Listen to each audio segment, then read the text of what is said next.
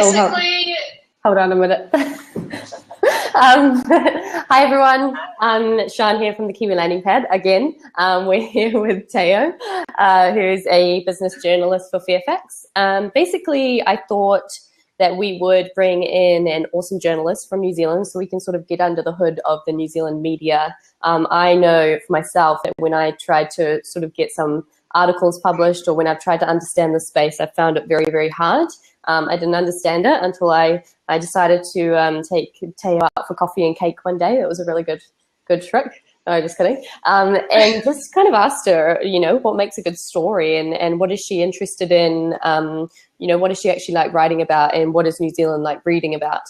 So I thought I would share that with you and get her to provide some insights on journalism and media and all of these fun things and how you can actually, you know, be media worthy or how you can have a great story.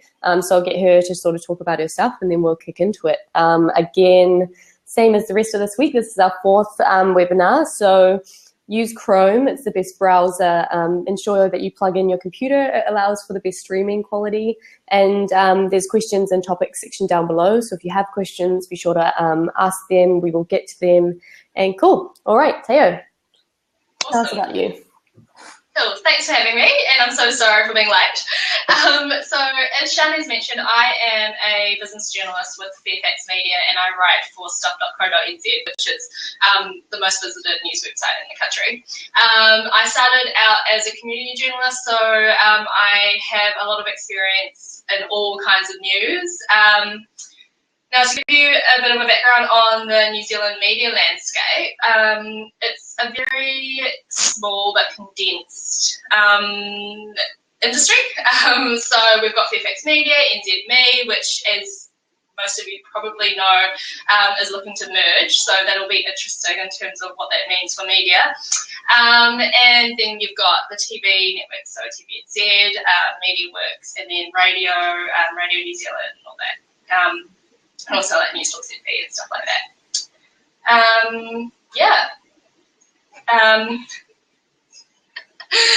This is my first time doing this. What would you like me to go over next? I think, how many journalists are there in New Zealand? Lots. Is that like 10 or 20? No. I don't know, but there'd be hundreds. Right. Yeah, but that number is kind of dwindling. Yeah. But yeah, I'd say in the hundreds. And then I guess what is the general media landscape in terms of like what you've seen that the trending topics are over time? I don't know about trending topics because that's dictated largely by what is happening around in the country and in the world. But in terms of trends, everything is migrating online, if you haven't noticed already. And in terms of the traditional splits, in terms of like television and radio or print, it's never just television, radio, and print anymore. It's all kind of converged and merged into one online digital platform. And so all media outlets are thinking about video, all media outlets are thinking about audio and graphs and things like that to best tell their story.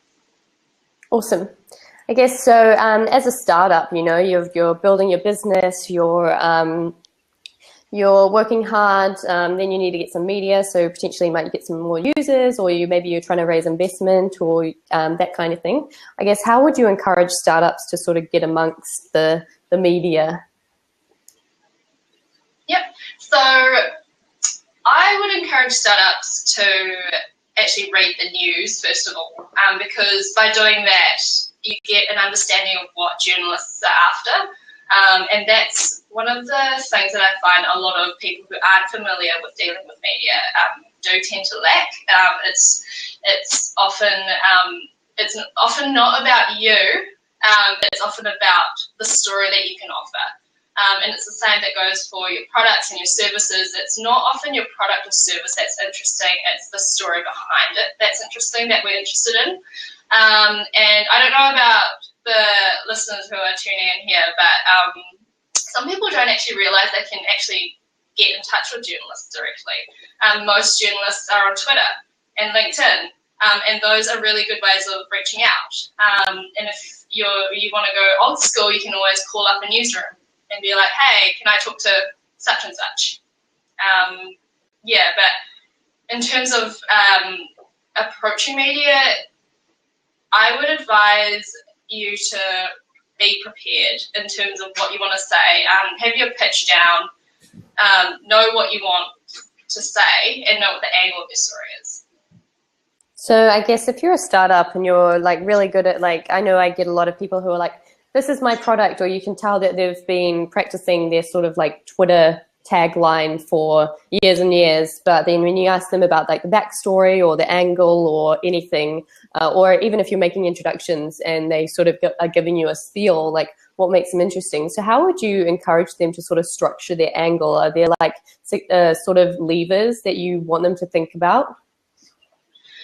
So if we're talking business specifically, for me personally, I'm interested in stories where there's, for example, a lot of growth, where there's, say, some good investment coming in, particularly overseas investment. A good example of that is the recent 90 Seconds story. So their investment from Sequoia. Other stuff, quirky stuff always works really well. Like I just got pitched a story recently about a company in Nelson who are growing quite rapidly because of an 83-year-old Dutchman who came over and couldn't speak English when he came. So that's something a little bit different, something a little bit interesting. And also if you can offer like tips for readers as well. So for example, I interviewed a company called Prewave recently, and they were over in the States recently where they learned a lot about how language affected how well their product did in certain areas of the country. And so that's always good as well, because a lot of business owners do read our site. Awesome. Guys, if you're listening, keep your questions coming. I think we have 4 at the moment. So then I guess what makes a headline, you know? If you're not Zero, if you're not Vend, if you're not 90 Seconds, what can help make a headline if you are small but you want to do something different? Are you looking for like guerrilla hacks, or, you know, someone to fly a kite that's interesting over the Auckland Harbour? Give us some ideas. Yeah, well, any of that, really. You just have to do pretty much anything that's not the usual, I guess. Like, I don't really know if that's explaining it very well.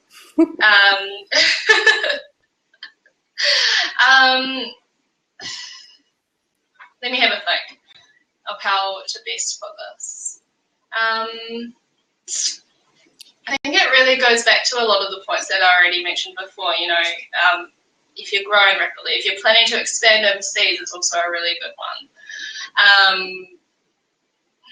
If you can link it to an event or something, like a news event that's happened in recent times, or if you're wanting to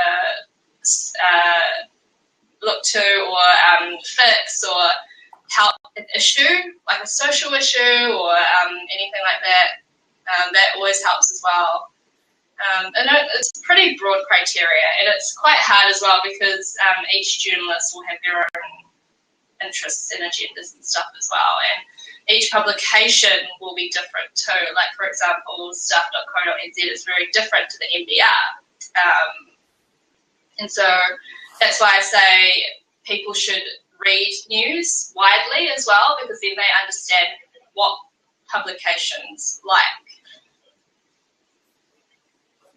Are there obvious sort of, so outside of like reading the news, are there obvious things that people should be paying attention to, like social media or any of these mediums where you can get a surprising amount of coverage from the news? Has anyone ever sort of used the media that way in New Zealand? Yeah, definitely. Like in terms of Twitter, for example, because journalists, I think, use Twitter the most, and also Facebook. If you start like a really awesome conversation, or if you like choose to make a stand or something on Twitter or Facebook or other social media, and journalists take notice, then it could well be that someone will get in touch. Like, for example, my workmate, he covers the aviation round. And so he gets a lot of his stories from Air New Zealand's Facebook page where, like, customers complain. And he finds a lot of pretty unique complaints on the Facebook page, for example. Lately, he did one on something about, like, a surfboard being chucked on the conveyor belt, and that turned into a story. And then he did one where I think a woman on the plane saw some duct tape around an airplane, and that was a pretty good story that got picked up overseas and stuff. So yeah, definitely. So we have a question from David. Hi, David. He said, what are the key motivations for journalists to cover or write a story? Okay. Well, it definitely has to be newsworthy. What's newsworthy, again, changes. But basically anything that's not a blatant ad. So I think what a lot of people don't understand is that the media's agenda is very different to, say, a business owner's agenda. And media has actually had a very long-standing role in society as a democratic watchdog, holding people and organisations in power to account. And so as long as you're not trying to sell us something, I think that many people would be open to discussing how to work angles around your story. Well, that's my perspective anyway. I think a good example of this, and I'm not going to like name who it was, but when I met with Tao, I knew of a group who had wanted, who had gone out with a press release and had wanted them to run the story. And then I like very nicely, politely asked Tao, I was like, why didn't you run the story? It's a fabulous initiative. It's really great. And she's like, well, they didn't tell me about it like you're telling me about it. You make it sound human, whereas where they were saying it for them, to us, it sounded like they were being self-serving. So I thought that was quite a good, there was a very telltale sign of like, you have to be quite personable with the media in order for them to actually want to write about you, and you kind of need it to be beyond you. Like, what is your purpose beyond your business or acquiring users? Yeah. Shannon, Definitely. Do you have any other comments on that? Not really. I think you nailed it right there. Like, I can give another example. Like, I just wrote a story on a tech company, and they're using augmented reality to create mobile games for kids to go and play outside.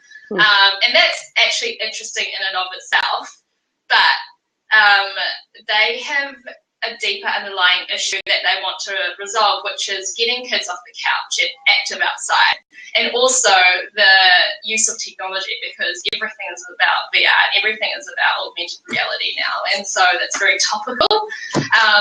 And instead of going at it like, we have this amazing new game, they said, we are doing this to do this to fix this, and it just changes the way that we see the story. I like that. I know who the company is.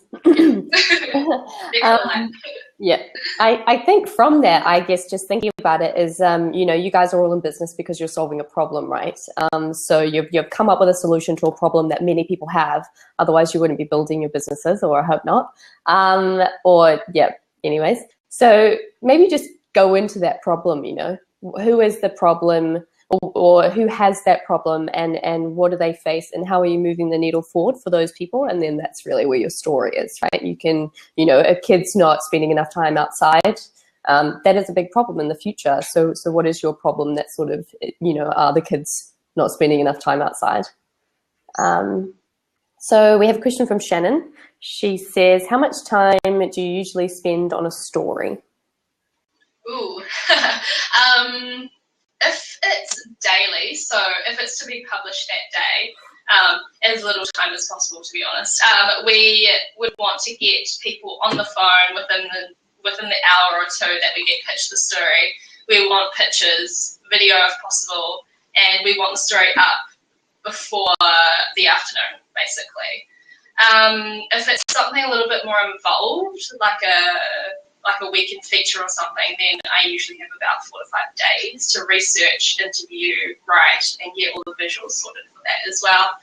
And also it depends how time dependent it is. If it's breaking news, or like if, say, we're worried like the Herald is going to get it, then we'll try and do that ASAP as well.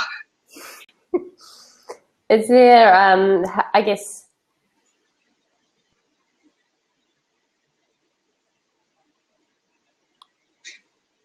okay, I'll get to your question in a minute, David. Oh, I was just going to ask this actually, Daniel. So I guess, should you pitch multiple journalists? Because on that note, like, you're talking about sort of exclusivity, right? So do you want, I guess, exclusive stories? And yeah, how do you know like what story you want to go to? I think I remember like 2 years ago, 90 Seconds was filming around the Tongariro. We were doing a walking paddling tour with Australia Geographic, and Tongariro erupted, and we were on the mountain filming, like the camera was just rolling. And just before that, I think a scientist had been like, there's like 0.1% or like 0.0001% that it will erupt, and then it erupted. And so then we kind of had a bidding war with, I guess, Fairfax and NZ Herald, because we're like, well, we've got the footage, do you want it? Like, it's breaking news, Tongariro has erupted. That was really interesting. And then they decided that they were just going to run the story together because it was national news. How do you decide? Like with national news like that, we cover it regardless of what our competition is doing. But I guess the main thing is just to be fair to all media organisations that you are pitching to. Like, we do get multiple pitches across all media organisations, like people pitching the same story to different people.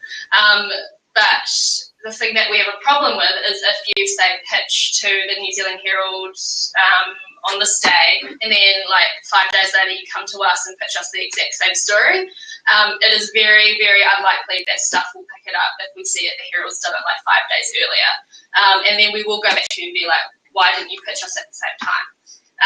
And that happens a lot. And it also happens a lot with exclusive stories as well. Like, we love exclusive stories because we want to be the only ones to do the story.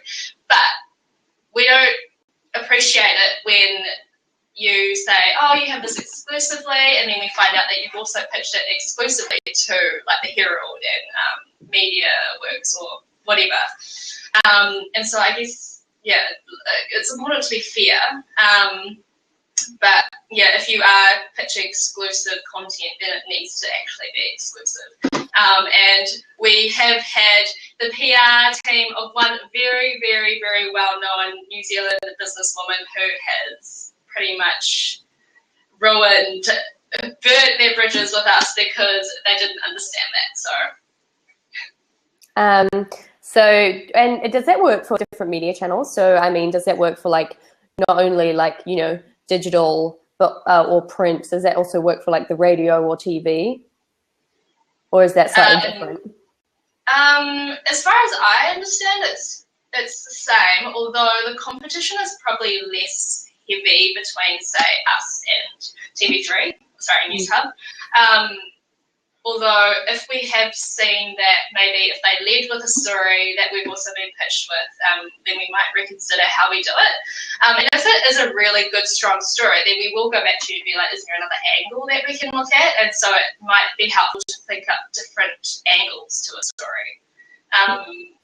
Yeah. Awesome. Daniel, does that answer your question? And so, David, you've asked, so we need to engage and cultivate journalists. What's the best way to identify the right journalists for our industry and product? Yeah, that goes back to reading the news. So when you read the news, you will see which stories journalists do. You'll see what kind of interests they are. Like, for example, if you look at our business day page on Stuff regularly, you'll see that I do a lot of the small business stuff. My colleague Richard Meadows does a lot of the banking and finance stuff. Yeah, you should be able to see that way. Or you could just pick someone, email them and just be like, does this interest you? If not, can you just pass me on to a colleague or someone who would be relevant for. So what was interesting is I actually met Tao through a place that I actually never even thought of. So keep in mind that like a lot of your lawyers and your accountants and everyone, most of them are actually work for quite big companies. So they usually have a lot of journalists and stuff that they're in touch with. So if they think that you're doing something cool, just be like, oh, I want to talk to some media. And maybe they can connect you if they think that it's a good connection to make, which I thought was quite a weird but surprisingly great way of getting in touch. So once identified, do journalists appreciate constant contact or engagement? Good question.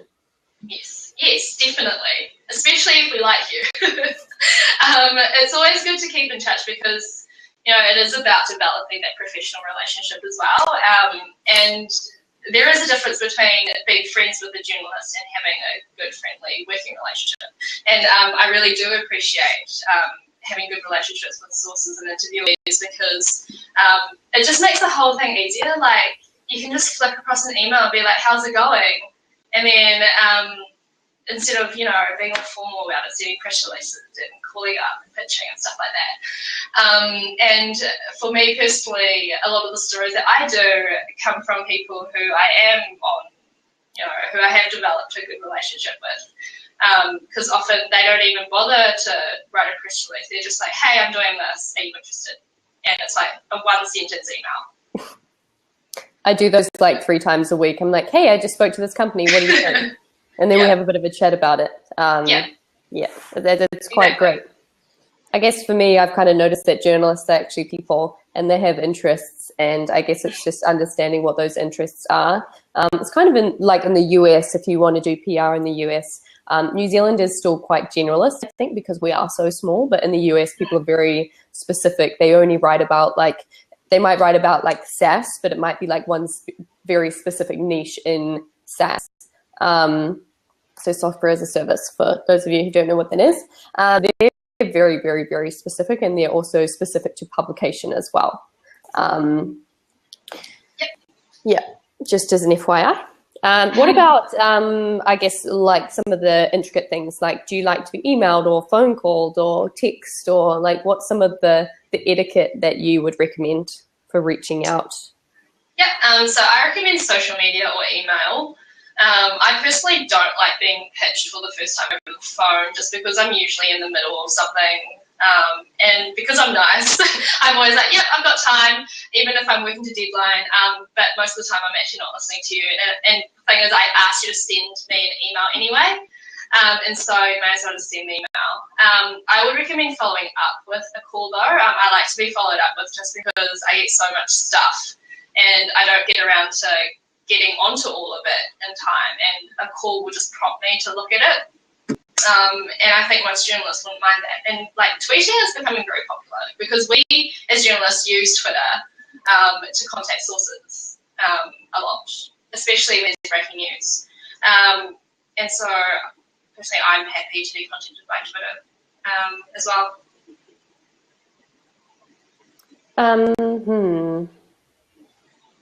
How do you think people can make the most of the media and PR? Get their story straight, basically. I think that's the absolute key. Like, know what you're about, know what your story is, and know how to pitch it succinctly and interestingly and with impact.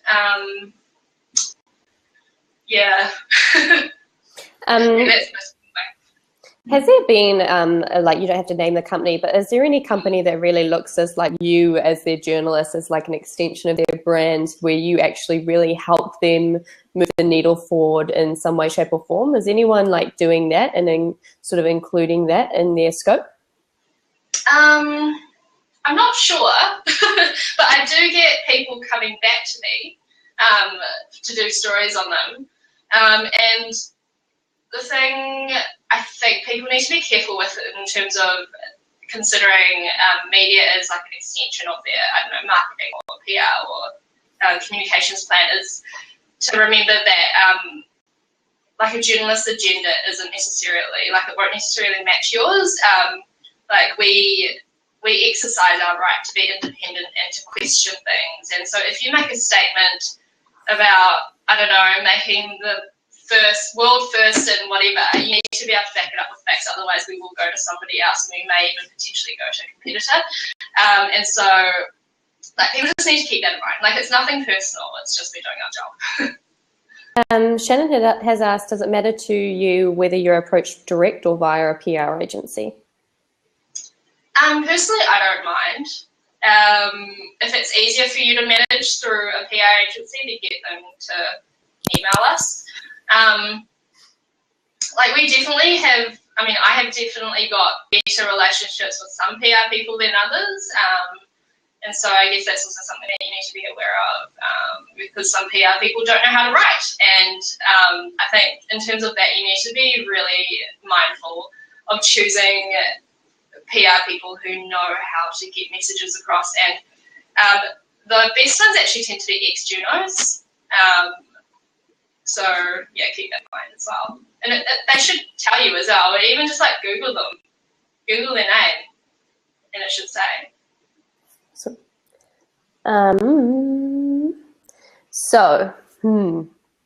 What do I want to ask you now? Can I say something about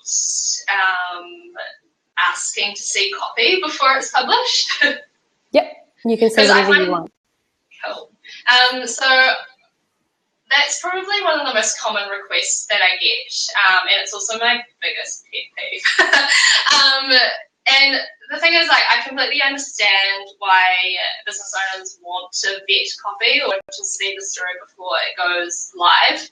I understand that you want to make sure that your company is presented in the best light, that your quotes are correctly quoted, all that kind of stuff. But again, like, doing that, and like from our point of view as journalists, doing that compromises our editorial independence, and it compromises basically what our job is to do, is to stay independent. And if people want to be able to have complete control over the content, then they need to take out an ad or pay for an advertorial, which is like an editorial, except, you know, an ad, and you pay for it. So yeah, just keep that in mind, because no self-respecting, serious news organisation is ever going to let you see the story before it goes online or wherever it goes. Yeah. Dave said it's a matter of trust in the relationship, isn't it? Oh, definitely, definitely. Huge matter of trust. And, you know, I understand that some journalists do abuse that trust for people, and I understand that's also why people get a little bit nervous about talking to media. And yeah, unfortunately, that kind of stuff happens, and it just ruins the reputation for everybody else. I've had a few instances where we've done like a beautiful job on our story, and it's been like very factual. Like there's no way that you can get the facts wrong. Yeah. And then it's been picked up, and then there's like errors in it, or there's like the story is incorrect. I think we had some of our companies being rang by like all of these people being like, "Whoa, Kiwi Landing Pad gave you like $50,000 or this stuff," and they were like, "No, they didn't." What should businesses do in that instance if they did get media and it was good, but at the same time that the quality or the facts are wrong and it's kind of not by any fault of your own? Yep. So if there is some serious factual error, I do recommend approaching the journalist that did the interview and just saying, look, this is factually incorrect. Would you be able to change it? In terms of errors and stuff appearing in stories, like I totally understand where you guys are coming from in terms of that, because I can give an example of the other weekend when I wrote a story about male business leaders boycotting all male conferences and speaking events, and I interviewed someone who is very well known in the business community, and my editor completely changed the story to beef it up, and it was just basically made up. And I had to go back and apologise, even though it wasn't my own fault. And so I think once you communicate with the journalist about something that is wrong, then you might be able to find that the real source of the problem. And yeah, I mean, things like spelling mistakes, God forbid, and factual errors and stuff, they should be able to change. But like in terms of style, like if you're not happy with the way it's written or something like that, that's unlikely to be changed because that's just a style thing. That's a good tip. So I guess like as a journalist, is it, working with your sort of newsroom, do you write the story and then they do have the ability to change it? So you sort of represent your angle the best way that you can, and then you sort of give it to your editor, and then you wait to see what happens with it. Is that? Yeah, pretty much. So we do the interviews, and then we put together the story, and we do try to give the story the strongest angle possible so it doesn't get changed. But then once it leaves us, it goes to our editor, for example, the Sunday Star Times. It goes from me to my Sunday Star Times business editor, and then to the Sunday Star Times overall editor. And ultimately, he has to say over what stories are in the paper and the kinds of angles that are there. And so it's very possible for editors to exercise their right to change stories, even though they shouldn't change, they shouldn't make stuff up. But it happens. And yeah, it goes through a lot of hands and eyes before it actually gets published. And it's the same with online. I think that's a really interesting point. It's like it's not actually, I guess how this is a lame example, but it's not like farm to table, right? It's like there is actually a very long and structured process to actually getting something published, from like a phone call to, or a phone call or an email interview to writing, then a second writing and the third writing, and then maybe it might go to print or something like that, right? Yeah, exactly. And also, print is limited, right, in its space, and so like an 800-word story might go up online, but then it needs to be cut down to 400 words. And so a lot of stuff does get cut out sometimes, and it might not read as nicely as you wanted, or it might not have as much info in it or context. But that's what happens, I guess, when you don't have the space to handle that info. That's a really interesting point. So you said 800 words online, 400 in print. So do you think that's actually a really good, and is that because of space, or is that because of reader interest? Like they only read 800 words and then they get bored? Do you have any tips? So it's definitely, in terms of shortening stories for print, that's definitely space related. But it's interesting that you mentioned the reader thing, because we do all sorts of research here, and data shows that people don't really read past like the first 3 or 4 paragraphs. So they read the headline that it's showing, maybe the 2 or 3 explaining paragraphs afterwards, but then once they've got all the information that they think they want, then they move on. We don't really get people scrolling down the page reading full features or stories like that. That's why we don't write many long form stuff anymore. And that's also a good point to keep in mind, actually. When you are pitching a story, like you want to be able to get all the really good juicy information up the top in one or 2 sentences, and it helps like if you put that in a digestible way for journalists as well, so they're not kind of condensed long sentences, long content. So if ideally, if someone, so people, I guess we tell this to people at our jams, especially in America, a lot of our sort of American advisory board and members, they are sort of like, only ever send me a 4-line email, otherwise it's too long and I can't answer your questions straight away.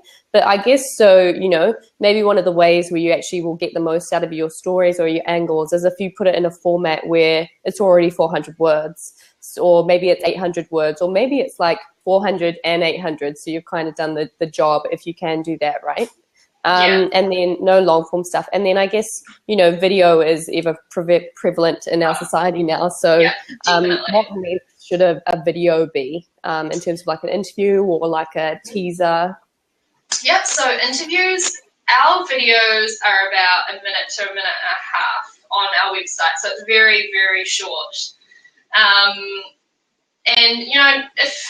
if you don't have the facilities to do your own video, then we do have videographers and stuff. So if we think a story is worth it, then we'll set something up in terms of getting a video done on you guys.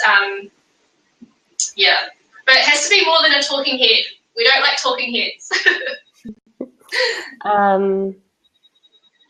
I'm writing this down. Have you had many people pitch you via video or like send you a story via video? So instead of sending you a follow-up email, but also sending you a link saying, hey, here's a story, here's my angle, it's 60 seconds, and then you watch it. Does that happen often? No. Would that be interesting? Yeah, it would be interesting. There you go, folks. Yeah. We get a lot of like pictures. Actually, no, not a lot. Actually, we get some pictures with like videos that have already been done attached, but that's about the extent of it. I don't think people are used to pitching videos yet. Yeah. No, it's definitely pre-wave is what I'm finding in the US. But I mean, you all have iPhones, right? And there's pretty good quality. So I mean, put it on, take a video, or even use your computer. And that is actually really good for, I guess, for yourself and getting to know your business better. Is, I mean, the moment you can pitch your video to yourself, I mean, your business to yourself in a video, then you can do that to anyone, and it's really good practice. I think Shannon has a question. And she says, is a paywall in your future, and what will that mean in terms of sharing content on social? Oh, God. To be honest, I don't know. I don't know what our management have got planned. All we know is that there's potentially going to be a merger coming up. Paywall, yeah, the discussion's been kind of like floated around the newsroom for years. But personally, I feel like we've kind of missed the time when we could implement a paywall. But then with the merger, if that goes through, then that might change things. So I don't know. Not a very good answer, but I guess, Shannon, for some insight from what I'm sort of seeing of a lot of like the media companies in the US, and not necessarily like journalist sort of like news media companies, a lot of the like conferences who have like a massive following, like blog followings, like sort of over 3 million views a month sort of thing, who have a lot of video content, a lot of thought leader content, they are going to sort of like a paywall. A lot of the conferences who are quite skilled in like sales or SaaS, they're sort of doing this like academy type thing where they're putting everything behind a paywall. But I think what you'll see is that these people will do like a 5-minute teaser on YouTube, and then they'll be like, you know, watch more here. So, I mean, maybe that's a bit of an insight for you. Awesome. Okay, question. Ben asks, we are possibly looking to work with a PR firm over the next few months. What qualities should we be looking for in a PR firm, and what sort of firms do you like working with? Have you got any recommendations for Auckland or Wellington? Recommendations, I can definitely recommend. I can't off the top of my head, but I do know, I definitely know good PR people who will get the job done for you. So, like, flip me an email or something, and I can send you some suggestions. In terms of PR firms, I guess look at their client list, look at the kinds of results that they've gotten for their clients. They should have like a portfolio of some sort on their website that shows the kinds of coverage that they get for their clients. I do know a couple though that, in terms of doing their job, I guess they're doing their job, but in terms of developing relationships with journalists and stuff, I don't feel they do that well in. And I can send you those names too, but I won't talk about them over the internet. Just like look at the results they've gotten from their clients, and as I said before, ex-journalists tend to be really good PR people as well because they understand the media. I'm actually looking at hiring a couple of copywriters, and so I think I was in New Zealand the other day, and it's like one of the only times that I actually picked up a physical copy of a paper. And there was a story in the Small Business News about this couple, and they were ex-journos, and they moved to Raglan, and they're really awesome. They're set up a life, and they're like remote working, and they're really cool. So I emailed them, and I was like, like maybe 6 months later, and I was like, hey, this is really weird. I like read an article about you, and oddly enough, I remembered you. You were like that significance that I remembered you, and now I need a copywriter. Can we connect? And can you like write some stuff for me? And they were like, this is our hourly rate. This is great. And by the way, we know everything about your company. We've been writing for years because we're actually ex-journalists. And I was like, this is amazing. Very, very, very, very cool. Yeah. Awesome. I'm glad we answered your question, Ben. What about like putting, okay, I'm not going to ask that question. I'm just going to say like,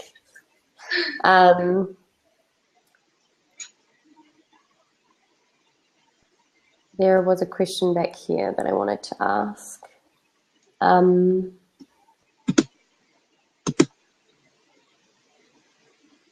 Does everything that appears in print also appear online and vice versa? Not everything.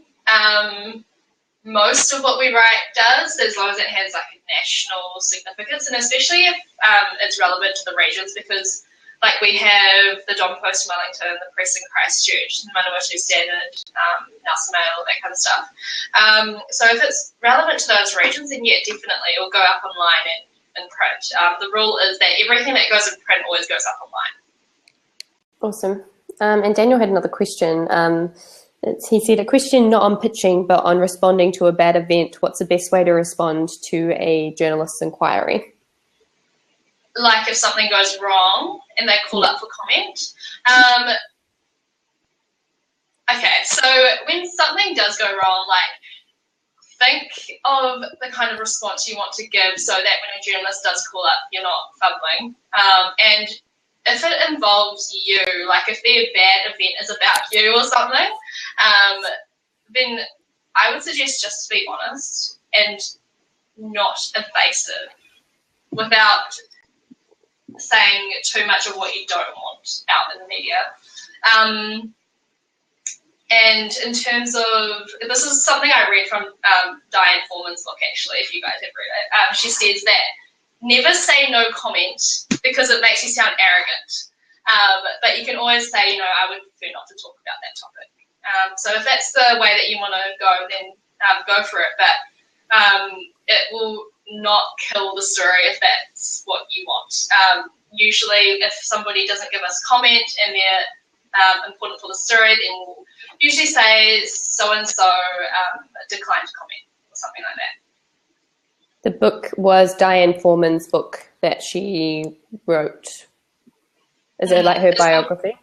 Something? Yeah, so it's called In the Arena, and she has it's a very short section, but very good section on, I think she called it like On the Record or something, and it's just some short tips that she gives for dealing with media. Are there like things you should never tell a journalist?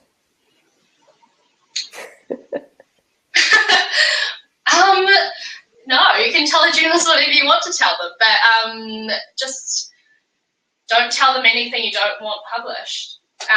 Even if you say off the record, because people do that a lot. They're like, oh, by the way, off the record, blah, blah, blah, blah. But off the record means different things to different journalists as well. To some people, it means just that they can publish your comments, but they won't attribute them. To others, it means they won't publish your comments at all. So just don't say anything you don't want out in the public. That's really interesting.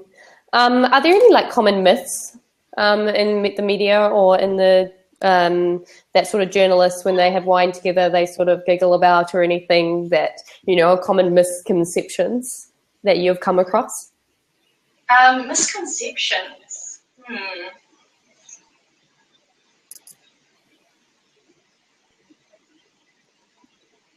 That's an interesting question. What do we bitch about behind your backs? Oh, that's really hard. I can't really think of anything. What's another one? I guess we were talking the other day about like if you do have a story that's maybe a year in advance, or you do have something big coming up and you want to try find an angle.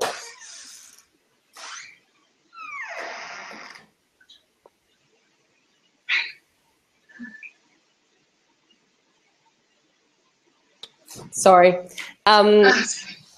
So, what was I saying? So say you have a big event coming up in like a year's time.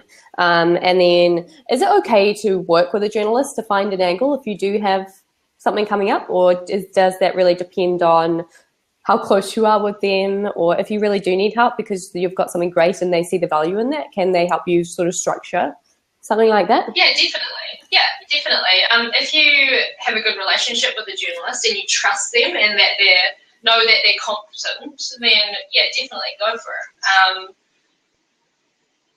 It might be a bit hard if you have no relationship whatsoever with the media, but it might be good to even just like get in touch with someone who you think you might want to work with, take them out for a coffee or set up a Skype call or something, get to know them and keep in regular contact and then see if you really want to work with that person.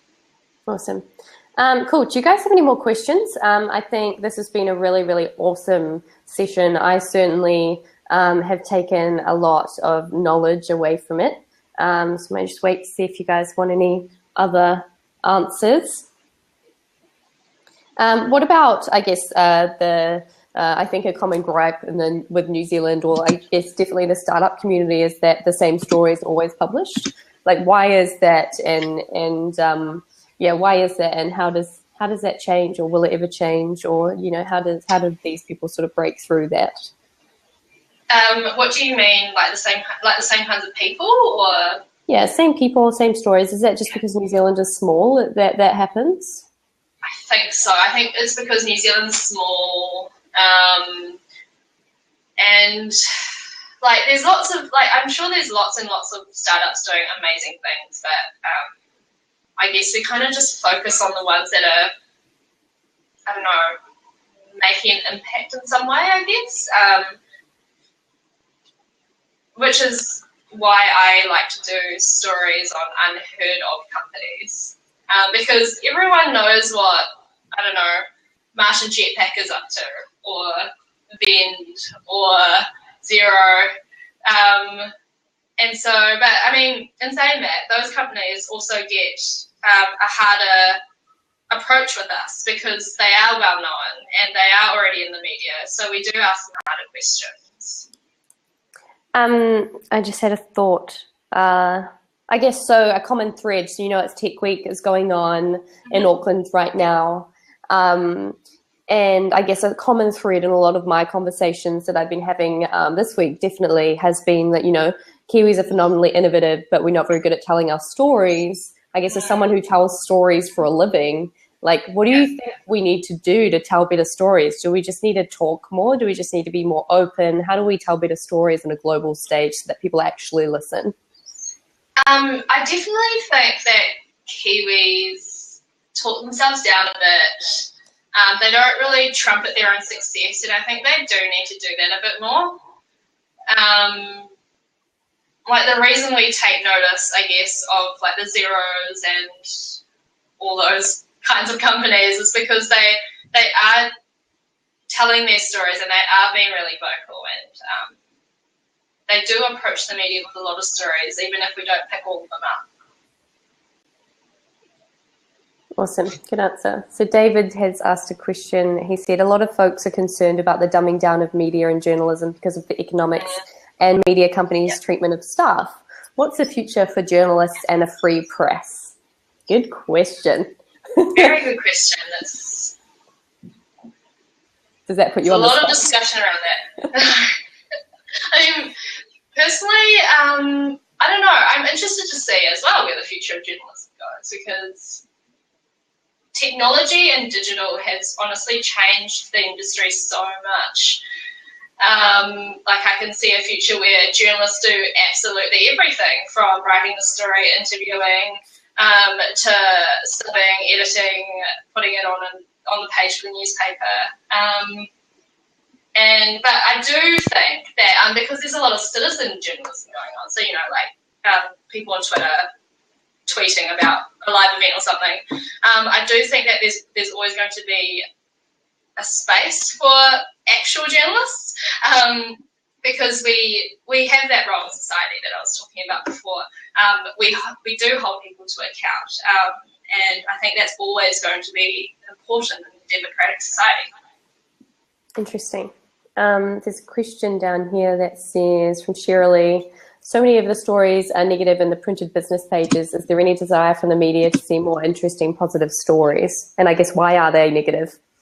Yeah. No one really knows why bad news makes the news. And, I mean, you can see that, like, for example, the Egypt air flight that's gone missing. For some reason, yeah, bad news just makes headlines, but definitely interested in hearing good, positive stories about New Zealand companies doing well. Yeah, but they won't necessarily make the same headlines, I guess, as, say, Fonterra laying off 200 staff. Yeah, I mean, with that example, you know, Fonterra is New Zealand's largest company. It does provide a lot of jobs. It's one of our biggest industries. And so there are those factors as well that we take into account. And, of course, the loss of 200 jobs is a huge thing for the economy and people's lives. Interesting. What's the one topic that you've never been pitched about that you really want to write about? Oh, interesting. One topic. I don't know. I can't think of anything, so I guess people will just have to keep pitching me until I find something. Awesome, cool. Well, I guess that is a wrap from us. If you've enjoyed this session, let us know. I'll send you a survey out after this. Thanks so much, Tao, for, I guess, doing this session. I guess the title of my email to her was Radical Ideas Do You Want? And then the subject of my email was, do you want to do a webinar with me? She's like, what does that mean? And okay, this is weird. Like, we haven't really done this before. But yeah, thanks so much. I feel a lot more informed, and it was great. I hope you guys thought so too. And yeah, awesome. Thanks, guys. Thanks for having me. Have a good weekend, Bye. everyone. Bye.